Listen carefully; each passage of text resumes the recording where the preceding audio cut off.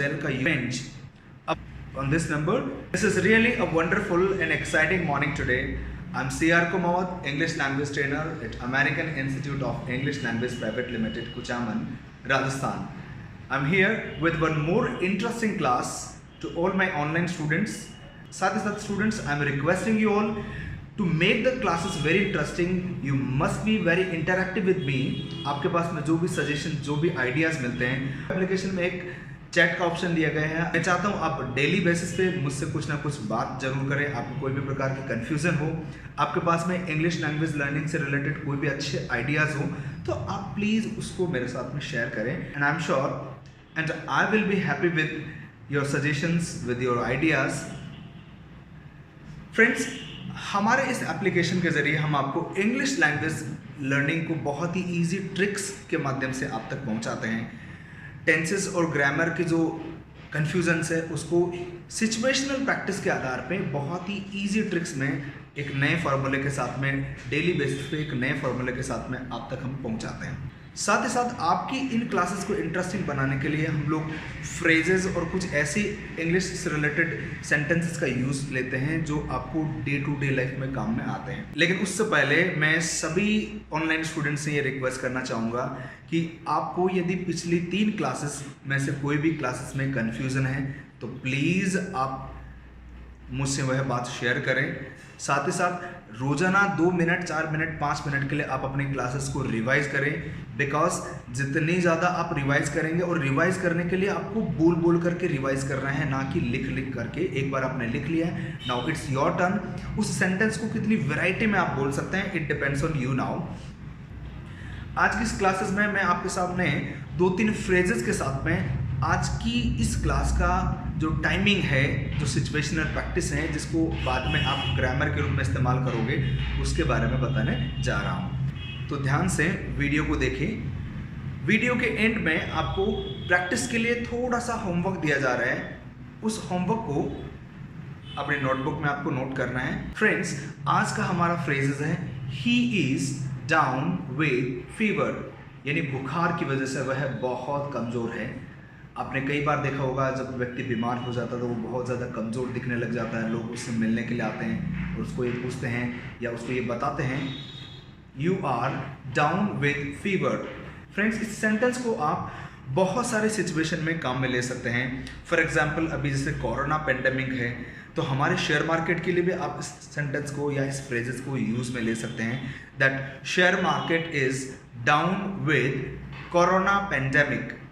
Corona pandemic की वजह से शेयर मार्केट बहुत कमज़ोर हो गया है। ऐसे ही पूरे ग्लोबल इकोनॉमी के लिए भी आप बोल सकते हैं, global economy is down with global pandemic caused by corona. तो इस प्रकार से आप ऐसे कई प्रकार के सेंटेंस बना सकते हैं। अब आपको अलग अलग सिचुएशन में जिस भी व्यक्ति के लिए, जिस भी चीज़ के लिए ये सेंटेंस बनाने हैं, आप ये सेंटेंस बना सकते हैं। फ्रेंड्स, आज की इस क्लास में हम आपको जो टाइमिंग बताने जा रहे हैं, जो सिचुएशन बताने जा रहे हैं, वो सिचुएशन है हमारे आने वाले समय को लेकर के हमने क्या प्लान कर रखा है और उस प्लान को आप अभी एट प्रेजेंट शेयर करते हैं। इसको हम लोग सिंपल भाषा में फ्यूचर टेंस बोलते हैं। अब आपको मैं बता दूं कि हर इंसान अपने आने वाले समय को लेकर के कुछ ना कुछ प्लान करके रखता है। आने वाले 1 साल के लिए, 5 साल के लिए, 10 दिन के लिए, यहाँ तक कि हमारे आने वाले 2-3 दिन, 4-5 दिन के लिए भी आपके पास में कुछ ना कुछ प्लानिंग होगी। कुछ ना कुछ काम करने के लिए आप प्लान कर रहे होंगे अभी, और उन प्लान्स को और उन एक्टिविटीज़ को जो आप आने वाले 2 दिन बाद में, 1 साल बाद में या 5 साल बाद में करेंगे, अभी शेयर करते हैं, अपने फ्रेंड्स के साथ में शेयर करते हैं, अपने फैमिली मेम्बर्स के साथ में शेयर करते हैं। इससे हमारा टेंस जो बनता है वह है future tense. Simple future tense होता है। धरती पे इंसान ही एकमात्र ऐसा प्राणी है जो अपने स्ट्रॉन्ग प्लानिंग रखता है, और यह प्लानिंग बाद में जाकर के उसका बैकअप सपोर्ट बनती है। अब मैं आपको बता दूं कि जब आपको आने वाले समय को लेकर के कोई भी काम जो आप करेंगे उसको अभी जिक्र करते हैं, तो जैसा कि मैंने बताया कि उस काम को हम लोग वर्ब या एक्शन बोलते हैं, और जो पर्टिकुलर सेंटेंस हमारा बनता है वह सेंटेंस बनता है आई शैल एक्शन। फ्रेंड्स, यहाँ विल और शैल जो टाइम वर्ड हैं वो काम में लेना है। मैं आपको दोनों टाइम वर्ड्स के बारे में बता देता हूँ। ग्रामेटिकल टर्म्स में आई और वी के साथ में हमें शैल का इस्तेमाल करना है, और बाकी सभी जो डूअर्स हैं, सब्जेक्ट हैं, अगर आप कोई काम आप कर रहे हैं तो डूअर यहाँ आप हो गए, जिसको हम लोग ग्रामर में सब्जेक्ट बोलते हैं। अगर मैं कर रहा हूँ तो आई हो गया, राम, श्याम, घनश्याम, मोहन, जो कोई भी काम करने वाला है उसको हम लोग डूअर बोलते हैं या सब्जेक्ट बोलते हैं। This is the grammatical terms. Now friends, जब आप फ्यूचर से रिलेटेड कोई भी सेंटेंस बनाते हैं, आई के साथ में बनाते हैं, तो वहां ग्रामर के अकॉर्डिंग शैल लगाते हैं।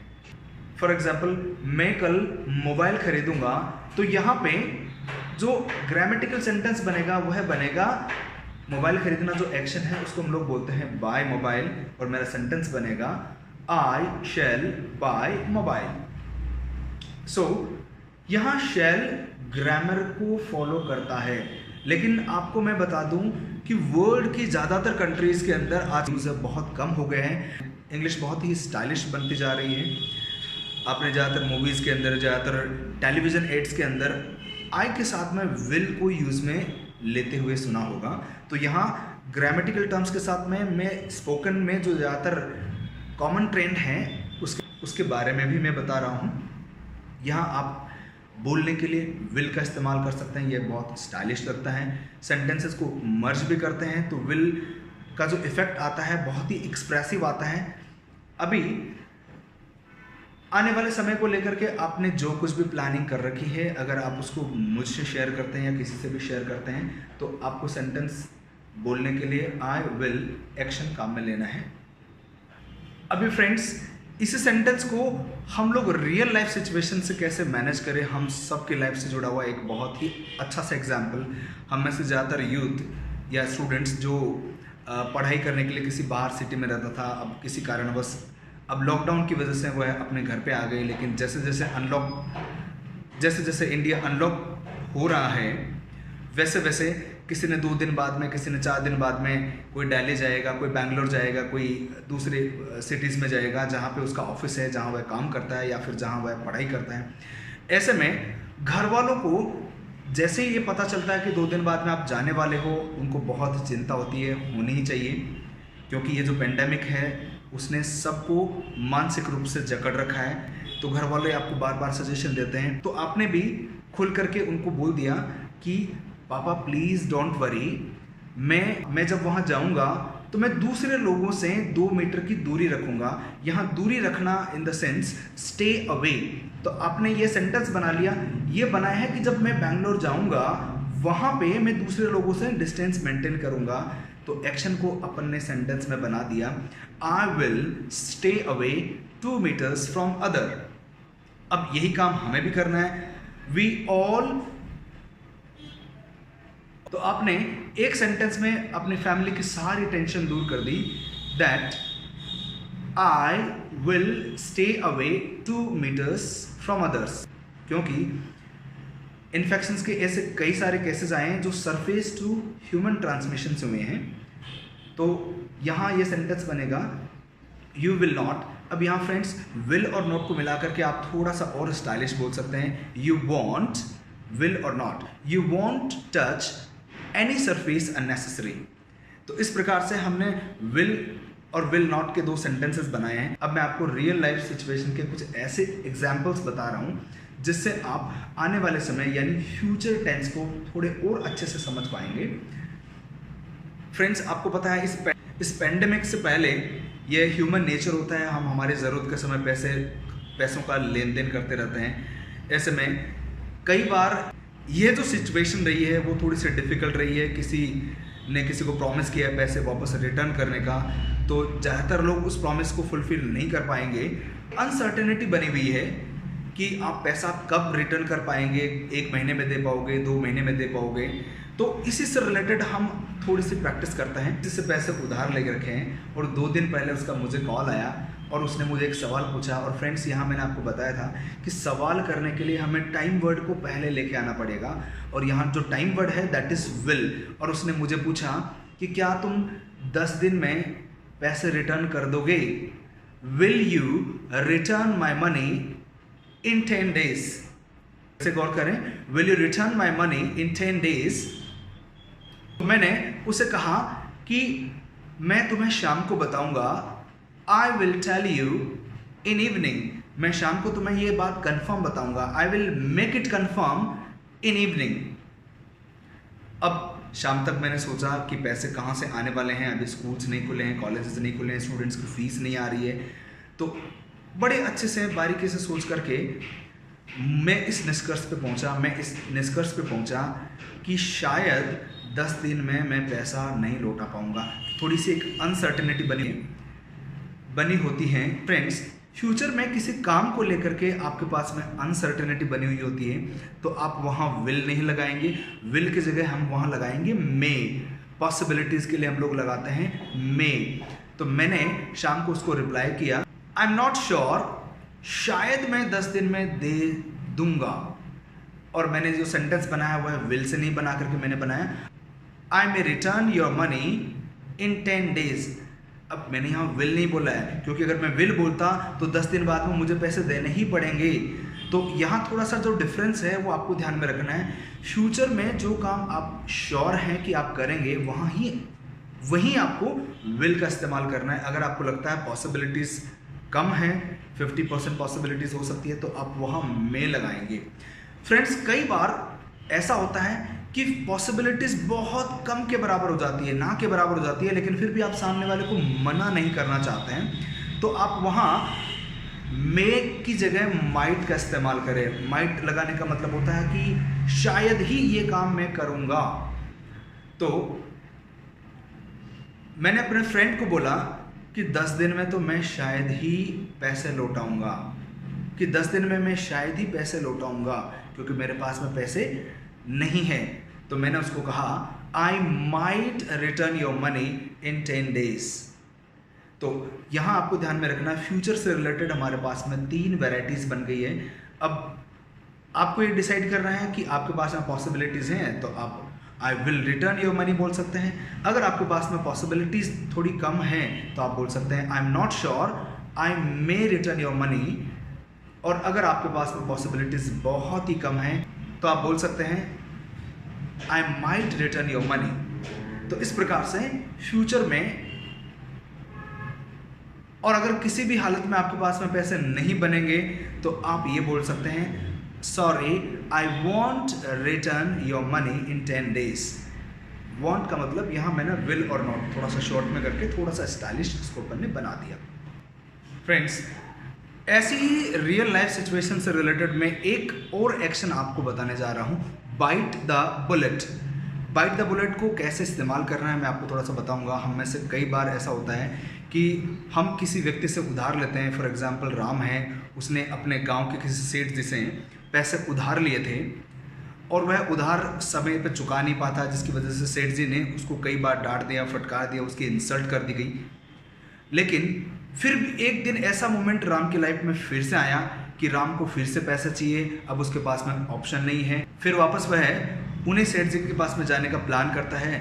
तो राम के फैमिली मेम्बर्स उसको बोलते हैं कि तुम्हें पता नहीं पिछली बार वह घर आकर के कितना भला बुरा करके गए, इंसल्ट करके गए, अब तुम फिर उनसे मदद मांगने के लिए जा रहे हो।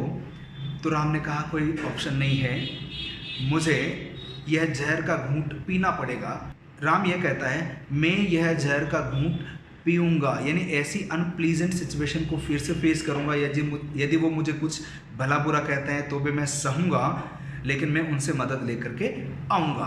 तो राम ने अपने फैमिली मेम्बर्स को ये बात समझाई कि मैं इस सिचुएशन को फेस करूँगा। ऐसी एम्बैरेसिंग सिचुएशन जिसमें आपकी इंसल्ट होती हो या जो आपके लिए बहुत अनप्लीजेंट हो या बहुत ही दुखदायी हो, ऐसी सिचुएशन को फेस करना, जिसे हम लोग बोलते हैं बाइट, इसे हम बोलते हैं बाइट द बुलेट। तो राम ने अपने फैमिली मेम्बर्स को कहा, don't worry, I will bite the bullet. खैर, कुछ दिनों बाद में राम की ज़िंदगी में अच्छे दिन आए, और अच्छे दिन आए, राम ने सेठ जी को सारा कर्जा चुका दिया, ब्याज से चुका दिया। अब सेठ जी भी बड़े खुश हो गए। राम से वापस रिलेशन अच्छे रखने की कोशिश में उन्होंने एक दिन राम को फिर से बोल दिया कि राम, कभी भी पैसों की ज़रूरत हो तो तुम मुझे याद ज़रूर करना।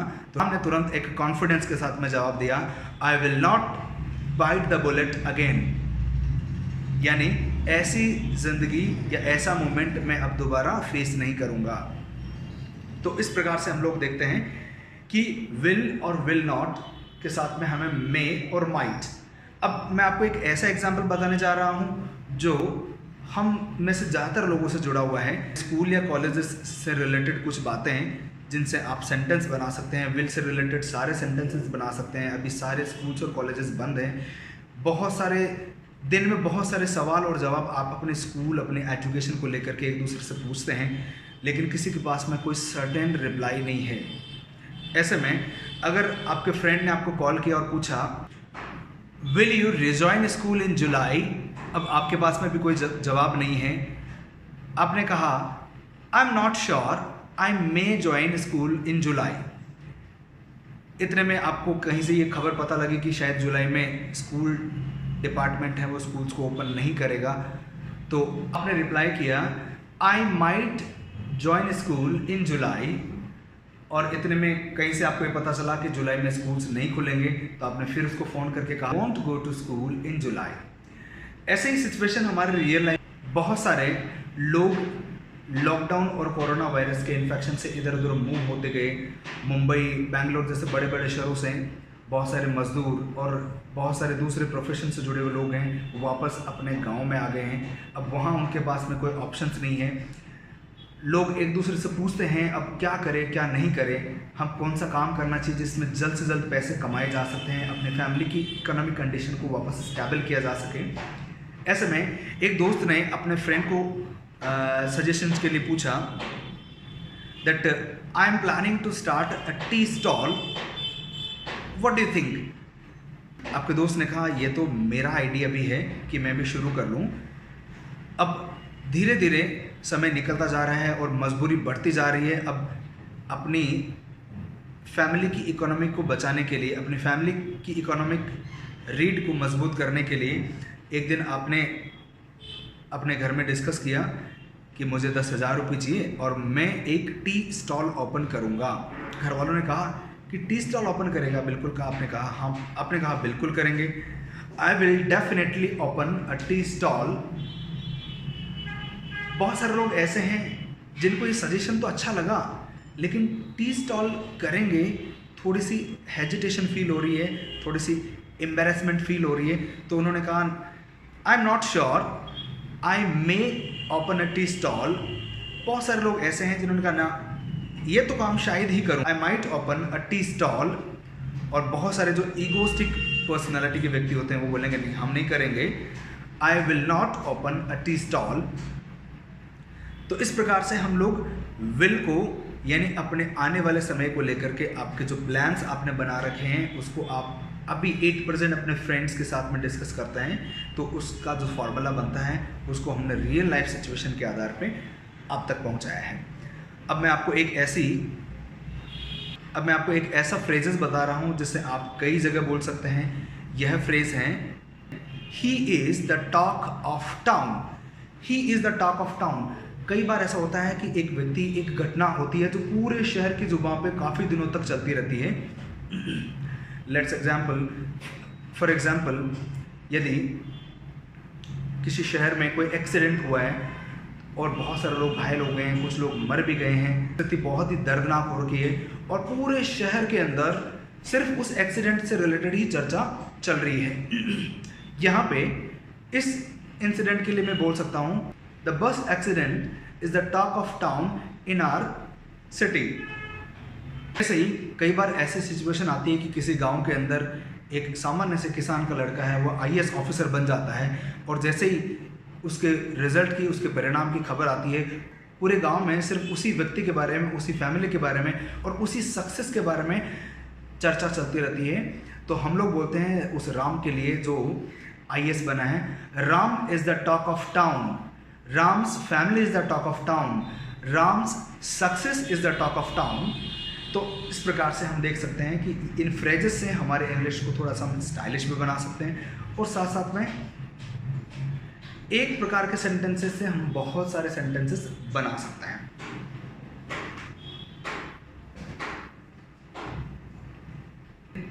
अब मैं आपको कुछ ऐसी एक्शंस बता रहा हूं जिनको आपको सेंटेंसेस में बना करके आपकी लाइफ से अटैच करने की कोशिश करके बोल करके प्रैक्टिस करनी है। फॉर एग्जाम्पल एक एक्शन है टेक रिवेंज यानी बदला लेना। यदि आपको ऐसी कोई भी इंसिडेंट, कोई भी ऐसी घटना याद आ रही है जिसमें आपकी इंसल्ट हुई हो, किसी ने आपको नुकसान किया हो और आपको उससे बदला लेना है, तो उसको आप सेंटेंस बना सकते हैं विल यू टेक रिवेंज। अब आपने अभी तक वह इंसल्ट भूली नहीं है, तो आपने कहा पक्का अगर आपको मौका मिलेगा तो आप डेफिनेटली उसका बदला लेंगे, और आपने इसको सेंटेंस में बनाया I will definitely take revenge. अगर आपकी मेंटलिटी थोड़ी सी फ्लेक्सिबल है, कोई बात नहीं, वो उस टाइम की बात है, अब सिचुएशन और हो गई है, अब बदला तो मैं शायद लूँ, आई माइट टेक रिवेंज। और अगर आपने अपने दोस्त को माफ़ कर दिया है, आपको लग रहा है कि नहीं अब इन छोटी छोटी बातों में नहीं पड़ना चाहिए, तो आपने उसका जवाब दिया है no I won't take revenge, no I won't take revenge and it's useless to think, यानी बदला नहीं लूंगा और उसके बारे में सोचना भी बेकार है। इस आज के सेंटेंस को समझने के लिए एक बहुत ही रियलिस्टिक एग्जांपल मैं आपको दे रहा हूँ। हम में से कई लोगों ने घर, गाड़ी, मोटरसाइकिल, मोबाइल खरीदने का प्लान बना रखा था कि हम आने वाले 2 महीने या 5 महीने बाद में या फिर दिवाली पे मोबाइल खरीदेंगे या गाड़ी खरीदेंगे। अब सिचुएशन कोरोना वायरस की वजह से थोड़ी सी चेंज हो गई है। एक फाइनेंशियल क्राइसिस को हमने फील किया है। अब यहाँ आपको कोई पूछे कि क्या आप इस दिवाली पे एक कार खरीदोगे, तो आपका क्वेश्चन बनेगा will you buy a new car on Diwali. अब आप थोड़े से वाइज हैं। यदि आपने अपने फाइनेंशियल कंडीशन को स्ट्रॉन्ग बना रखा है इस पेंडेमिक के समय में भी, और आपके पास में एक कार खरीदने जितना बजट अभी भी है, तो आपका रिप्लाई होगा definitely I will buy a new car on Diwali. लेकिन यदि फाइनेंशियल क्राइसिस की वजह से आप थोड़े बहुत भी इफेक्ट हुए हैं और आपने अपने डिसीजन को पेंडिंग में रखने का प्लान कर रखा है कि दिवाली तक सिचुएशन क्या रहती है, उसके आधार पे हम लोग डिसाइड करेंगे कि कार लेनी है या नहीं लेनी, तो आपने रिप्लाई दिया I am not sure I may buy a car on Diwali. और यदि आपको लग रहा है कि नहीं आप इस साल मैनेज नहीं कर पाएंगे, लेकिन फिर भी कहीं ना कहीं पॉसिबिलिटी पैसे आने की रहती है, तो दिवाली पे कार खरीदने वाले प्लान को पोस्टपोन कर दिया, तो आपका रिप्लाई रहेगा I might buy a car this Diwali. और अगर आपको लग रहा है कि नहीं कार खरीदना तो बहुत ही गलत डिसीजन रहेगा, मैं तो बिल्कुल भी नहीं खरीदूंगा, तो आपका रिप्लाई रहेगा आई विल नॉट या फिर I won't buy a car this Diwali. तो according to situation, according to the possibilities in future, you can use will, may, might or will not. So friends, I'm sure you must have understood about our today's class, about the future planning if you are having, and if you want to make any sentence, आपको भी अपने सारे plans, चाहे आप student हैं, business person हैं, हाउसवाइफ्स हैं, आपको विल में जितने भी आपके फ्यूचर प्लान्स हैं उसकी प्रैक्टिस करने के लिए अपने फ्रेंड्स के साथ में बोल करके, या फिर आप अकेले में हो, आपको क्वेश्चन खुद को बनाना है और खुद को ही आंसर देना है, उससे आपकी प्रैक्टिस बहुत अच्छी हो जाएगी। प्रैक्टिस करने के लिए मैं आपको कुछ ऐसी एक्शंस और कुछ सेंटेंसेस दे रहा हूँ जिनको आपको होमवर्क नोटबुक में भी नोट करना है, और साथ साथ में उन एक्शन से आपको सेंटेंस बना करके बोलना है, बोल करके प्रैक्टिस करनी है। जितनी ज़्यादा आप बोल करके प्रैक्टिस करेंगे, आपकी हेजिटेशन है वो उतनी ही कम होती जाएगी, आपकी फ्लुएंसी बढ़ती जाएगी, क्योंकि स्पीकिंग कम्स बाय स्पीकिंग। इसके साथ साथ मैं रिक्वेस्टिंग, इफ़ आपको लग रहा है आपको और एक्स्ट्रा वोकैबुलरी चाहिए, तो आप मुझे टेक्स्ट करें, बिकॉज इस छोटी सी वीडियो क्लासेस के अंदर बहुत सारी चीज़ें बताना थोड़ा सा आसान नहीं होता है। इसलिए अगर आपकी कैपेसिटी है नई चीज़ों को लर्न करने की, तो you can text me with the app. अब आपको जो स्क्रीन पे दिया गया होमवर्क है वह देखना है और सिचुएशनल प्रैक्टिस करनी है, और साथ साथ में अगर आपको कोई भी सजेशंस रहते हैं आप कृपया हमें ज़रूर बताएं। उन सभी फ्रेंड्स को जो मेरा वीडियो पहली बार देख रहे हैं, अगर आपको भी लग रहा है आपको एक सीक्वेंस चाहिए, एक फ्लो चाहिए इंग्लिश लर्न करने के लिए, आपके पास में कोई बेस नहीं है, तो आप आज ही हमारे इस ऐप को सब्सक्राइब करें। बहुत ही कम चार्जेस पे हम आपको पूरा ऑनलाइन कोर्स ऑफर कर रहे हैं। Thank you very much.